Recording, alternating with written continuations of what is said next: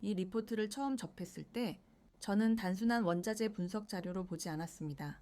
이건 육아 전망 보고서가 아니라 지금 세계가 어디로 가고 있는지를 보여주는 국제정세 리포트에 가깝다고 느꼈기 때문입니다. 지금 오일 시장에서 나타나는 신호들은 우연히 동시에 나온 게 아닙니다. 여론 지수는 최악 수준까지 내려왔고 재고는 빠르게 줄고 있으며 투자는 멈춰 있고 공급 사이클은 막바지에 와 있습니다. 스마트 머니는 매수하고 일반 투자자들은 공포에 매도하고 모두가 오일을 싫어하는 전형적인 바닥의 모습이 만들어지고 있습니다. 이런 구도는 과거 2016년 그리고 2020년에도 반복됐습니다. 당시에도 사람들은 끝났다고 말했지만 결과는 대형 상승장이었습니다.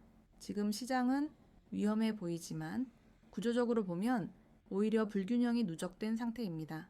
문제는 이걸 단순히 유가가 오르냐 내리냐의 문제로만 보면 가장 중요한 걸 놓친다는 점입니다. 지금 오일은 상품이 아니라 권력입니다. 반도체가 안보가 되었고 에너지는 무기가 되었고 이제 오일은 국가 간 힘의 균형을 조정하는 수단이 되었습니다.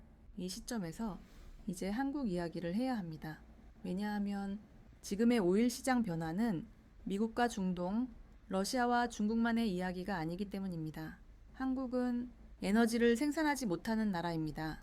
하지만 동시에 에너지에 가장 크게 의존하는 대표적인 국가 중 하나입니다. 이 말은 곧 유가 변동성이 곧바로 물가, 환율, 제조업 경쟁력, 국가 재정으로 연결된다는 뜻입니다. 그런데도 한국은 아직도 에너지를 비용 문제로만 바라보고 있습니다. 지금까지 한국의 에너지 전략은 너무 단순했습니다. 싸게 사오고 안정적으로 들여오자 이 논리는 평화로운 세계에서는 통했습니다.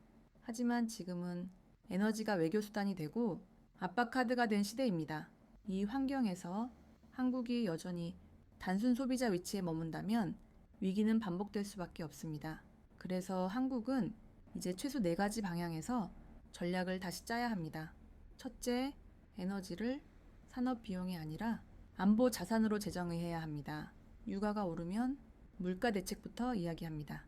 하지만 실제로는 국가 경쟁력의 문제입니다. 에너지가 흔들리면 제조업이 흔들리고 수출이 흔들리고 환율이 흔들립니다. 그런데도 에너지 정책은 여전히 경제부처 안에만 갇혀 있습니다. 이제는 외교, 안보, 산업을 함께 묶는 에너지 전략 컨트롤 타워가 필요합니다. 둘째, 공급선 다변화가 아니라 공급 관계의 질을 바꿔야 합니다.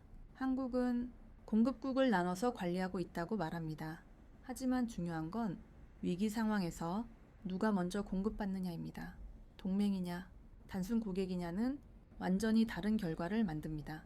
한국은 구매자가 아니라 전략적 파트너로 인식될 수 있도록 외교적 포지션을 재설계해야 합니다. 셋째, 한국은 에너지 시장에서 가격 수용자가 아니라 리스크 설계자가 되어야 합니다. 지금 한국 기업들은 유가가 오르면 맞고 떨어지면 버티는 구조입니다. 하지만 글로벌 상위 국가들은 에너지 가격 변동 자체를 정책 도구로 활용합니다. 전략 비축유, 장기 계약, 국가 단위 금융 해지, 이 모든 걸 기업이 아니라 국가가 설계합니다. 한국도 에너지 리스크를 개별 기업에 맡길 게 아니라 국가 차원의 관리 체계를 만들어야 합니다. 넷째, 에너지 전환을 이념이 아니라 속도와 현실로 접근해야 합니다. 신재생 에너지는 중요합니다.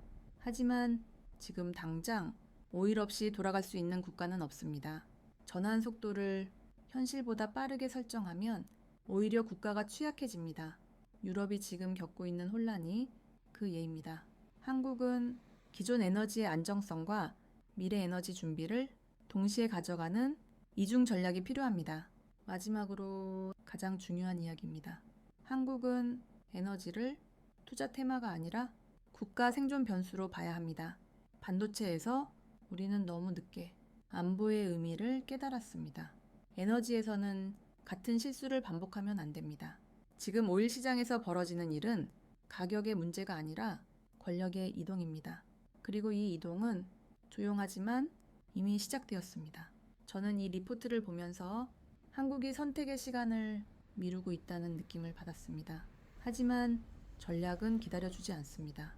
지금 움직이지 않으면 앞으로 10년 동안 한국은 누가 만든 에너지 질서 안에서 적응만 해야 하는 나라가 될 수 있습니다. 그래서 저는 이 오일 리포트를 투자 보고서가 아니라 국가 전략 참고 자료로 봐야 한다고 생각합니다. 여러분은 어떻게 보셨는지 궁금합니다. 이게 단순한 육아 전망으로 보이셨는지 아니면 앞으로 세계가 어디로 가는지에 대한 신호로 느껴지셨는지 댓글로 여러분의 생각도 남겨주시면 좋겠습니다. 다음 영상에서도 시장과 국제 정세 그리고 한국의 선택을 차분하게 함께 짚어보겠습니다. 끝까지 시청해주셔서 감사합니다.